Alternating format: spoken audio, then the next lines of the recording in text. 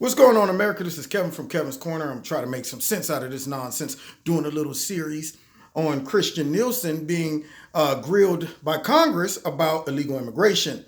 And we got an all-time favorite, Hank Johnson. Yeah, the notorious one who attacked Diamond and Silk and made a complete jackass of himself. He's back. I thought he got fired. I know he was up there whining, putting out emails talking about, y'all help me. Diamond and Silk is after me. Yeah, I went out there and I tried to attack some sisters and it backfired and they made me look dumb. And now I need y'all to help me stay in business. And I guess they must have helped him because he's still in Congress. But anyway, nonetheless, I want to show you first, though, the difference between how practical thinking people approach problems versus how liberal congressmen and senators approach problems, okay? Concerning illegal immigration. Now let's listen to Shabbat, Senator Shabbat. He's talking to her about drones and serious issues and what we can do to solve them. And then it's going to transition into Hank. I'm doing a little series for you guys, just for you all. Let's enjoy it. Almost out of time. Let me mention one final thing. Please Chairman do. McCall and I had introduced legislation relative to drones and the threat that they impose, whether they're terrorists or criminals or others that That's a may wish problem. us ill.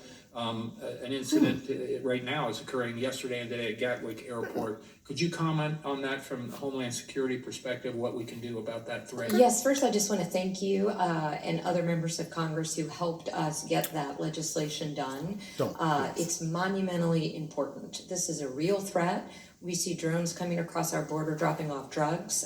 We see drones that we're not sure what their intent is flying around our airports, our critical infrastructure. We see them surveilling sensitive locations and disrupting communications. And of course, abroad, unfortunately, we've seen them quite easily weaponized. So we are working on the implementation plan based on the authority that you gave the Department and the Department of Justice. We are using everything we've learned from the Department of Defense and then applying it as appropriate in civilian contexts. And we look forward very much to come and briefing you on that. But this is an emerging threat, and we thank you for your leadership. Thank you very much. Yield back, Mr. Chairman. Logical. Serious issue, too. The chair recognizes the gentleman from Georgia, Mr. Johnson, for 5 minutes. Thank you. Ma'am, when did you first learn of the death of 7-year-old Jacqueline McKing? So I believe Here we go. We go from logical to emotional immediately, okay? Let's be real. Hank Johnson doesn't care about Jacqueline. He doesn't care about any of these people. Ma'am, when did you first learn about Jacqueline?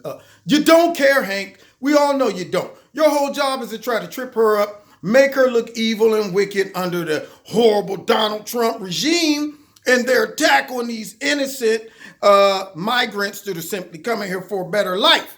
That's what your goal is, Hank. You're not here for no solutions. You're not here to ask her about some problems that need to be fixed and then say, now what can we do as Congress to help the problem? How can we stop this from happening? How can we plug the leak? Now, you got Congressman Shabbat. He says, hey, drones, big problem. We see them. We don't know what their intentions are. They're interrupting communications, serious issues, right? But what does he do? He comes in with when did you first learn about Jacqueline? Okay, well, let's see where this is going to go. my front office staff was notified around if I have the dates right, the 7th. And then Commissioner McAleenan gave me a full readout email on the 13th. Okay. On the 13th? Yes, sir. Did you inquire about it between the 7th and the 13th? Yes, and as you know, the facts continue to come to light now, but yes, sir. Mm-hmm. What actions did you take between the 7th and the 13th? Some of it is to just try to understand what happened. As you know, this was an extraordinarily remote location, so we have begun investigations and our IG is looking into this among others, but to try to understand what other options might have been available as soon as... Okay, thank you. How many children 17 years old or younger have died in DHS, ICE, or CBP custody since you took office? I will get back to you on that figure. What I can tell you is that we have saved 4,200 migrants who are at distress. Approximately how many have died? Well, see, now, look at that, guys. See, you know what he wants to focus on? He wants to focus on the negative, okay? See, what he would rather do is make our efforts and the sacrifices that our Border Patrol, ICE, Kirstjen, all of the people who put their lives on the line to go out and rescue people that shouldn't even be out there in the first place. Instead of focusing on that, he wants to focus on the negative. He's not even interested in that. He doesn't want to know about the lives that we save, the lives that are put in risk to save those people, or the lives of all the Border Patrol members who've been shot and killed by coyotes, by the cartel. He don't want to talk about those things. No. See, I want to know how many died in your custody so I can blast that out and make it appear that y'all don't care about these human beings that are out in the desert trying to violate our immigration laws. That's what he's really trying to do. Sir, I will get back to you. Can you give me an approximate figure? No. I will get back to you. I'm not going to guess under oath. All right. Do you view those who you call illegal aliens to be human or subhuman? Illegal aliens are humans, sir. All right. Okay. And see, almost you had to. believe I that, almost have to stop right there. See, this is the dumb stuff that comes out of the Democrats. This is almost on that April Ryan level. The White House supports slavery. A dumb question like that, a grandstanding question like that, that should be blasted during any election. Here's the dumb questions that the Democrats ask, ladies and gentlemen, because they're not interested in solutions. They're interested in trying to paint this administration as evil and insensitive, and have the nerve to ask a stupid question like, do you view them as human or subhuman? And you can hear the condescending laugh. We view them as human, okay, if that's where you're going with this. See, what this shows to me is this guy has an agenda. And his agenda is trying to disgrace her, make her look bad, make her look like she's a part of the white nationalist group, just trying to make all of these people look like they're not real humans. Take the whole blame off of them and off of the fact that laws are being broken, and put it back in the hands of racism, put it back in the hands of compassion, put it back in the hands of feelings instead of facts, okay, and solutions. So now what this guy does, he has 5 minutes, but he wastes a question like that, some dumb question. You got one bullet. You could either shoot at the bullseye or you could shoot at the moon, and he shot at the moon. He wasted his bullet.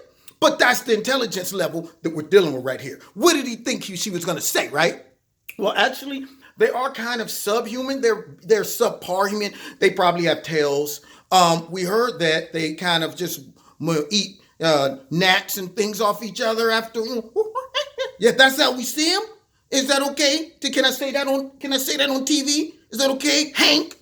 See, Hank, I hope he gets back in trouble and be asking his constituents to save his life again because he did something stupid when he had a chance to question her and be serious, but he wants to be silly. These illegal aliens approaching our southern border are in search of safety and security primarily, or primarily in search of a job?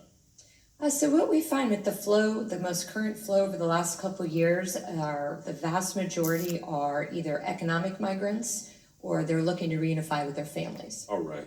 Do you believe that DHS was prepared to implement your family separation policy when it went into effect? Sir, we never had a policy for family separation. What we did do was we applied the law equally to anybody who broke it, and if you were an illegal crosser of the southwest border, we, to the extent that we could, referred you for prosecution. Thank you. You're aware that both the DHS Inspector General and GAO concluded that DHS was inadequately prepared to implement the family separation policy in an organized and efficient manner. Are you familiar with that report?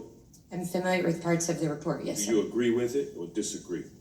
I don't agree with the premise of the question. We never had a policy, nor do we now, to separate families as a All policy. right. Well, let me ask So you. he's talking about being prepared adequately to deal with the separation of children from the parent, but he's trying to suggest that there's been some policy that she didn't follow, and there's never been a policy about this.